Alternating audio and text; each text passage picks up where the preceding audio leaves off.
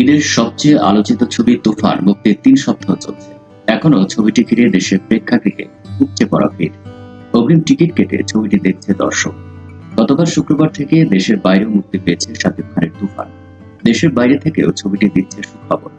অগ্রিম টিকিট বিক্রিতে বাইরের দেশেও রেকর্ড করেছে ছবিটি। এরই মধ্যে গতকাল সন্ধ্যায় আবারও প্রেক্ষাগৃহে ছবিটি দেখলেন শাকিব খান। ঢাকার মহাখালীর এসকেএস টাওয়ারে স্টার সিনেপ্লেক্সে ছবিটি দেখেছেন তিনি। এর আগে ছবির প্রযোজনা প্রতিষ্ঠানের আয়োজনে ছবিটি প্রেক্ষাগৃহে উপভোগ করেছিলেন শাকিব খান। গতকাল শাকিব খান তার ব্যবসায়িক প্রতিষ্ঠানে ৪ শতাধিক কর্মী ও তাদের পরিবারের সদস্যদের সঙ্গে তুফান ছবিটি উপভোগ করেন। সারা দেশে তুফানের ব্যাপক সাফল্য দেখা যাচ্ছে। দেশ ছাড়িয়ে গতকাল ১৫টি দেশে মুক্তি পেয়েছে শাকিব খানের এই ছবি।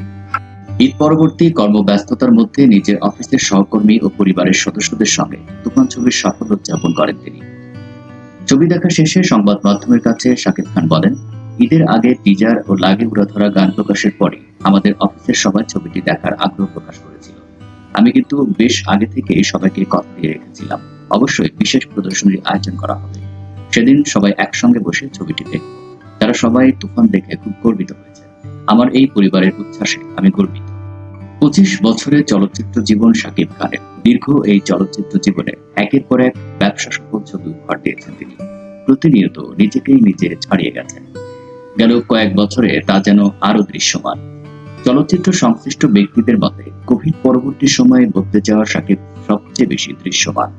তপু খানের লিডার আমি বাংলাদেশ ছবিটি দিয়ে নতুন শাকিবের পথ চলা শুরু। এরপর হিমেল আশরাফের প্রিয়তমা দিয়ে নিজেকে অন্য উচ্চতায় নিয়ে যান তিনি। দেশ ও দেশের বাইরে প্রিয়তমা দিয়ে নতুন শাকিবের জয়গান শুরু হয়। প্রিয়তমার পরিচালকেরই রাজকুমার যেন আরো শক্তপোক্ত হয়ে ওঠেন শাকিব খান। আর রায়হান রাফির তুফান ছবিটি যেন ঢালিউডের সব হিসাব নিকাশ পাল্টে দিতে শুরু করেছে। ব্যবসায়িকভাবেও ছবিটির নতুন আশা ও স্বপ্ন দেখাচ্ছে বাংলাদেশের চলচ্চিত্রকে।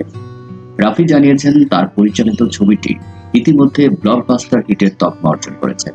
যতই দিন যাবে ছবিটি একের পর এক রেকর্ড করবে, জন্ম দেবে নতুন সব রেকর্ডের। তুফান সিনেমায় শাকিব খান দ্বৈত চরিত্রে অভিনয় করেছেন। শাকিব ছাড়া এই ছবিতে আরো অভিনয় করেছেন চঞ্চল চৌধুরী, মিমি চক্রবর্তী, মাসুমা রহমান নাবিলা, কাজী রাকায়েত, সালাউদ্দিন লাভলু, ফজলুর রহমান বাবু, গাউসুল আলম শাওন প্রমুখ। বিনোদনের বিভিন্ন রকমের খবর জানতে চ্যানেলটি সাবস্ক্রাইব করে রাখুন, সেই সঙ্গে বেল আইকনটি বাজিয়ে রাখুন যাতে করে আমরা নতুন কোনো ভিডিও আপলোড দিলে আপনি তার নোটিফিকেশন পান। ধন্যবাদ।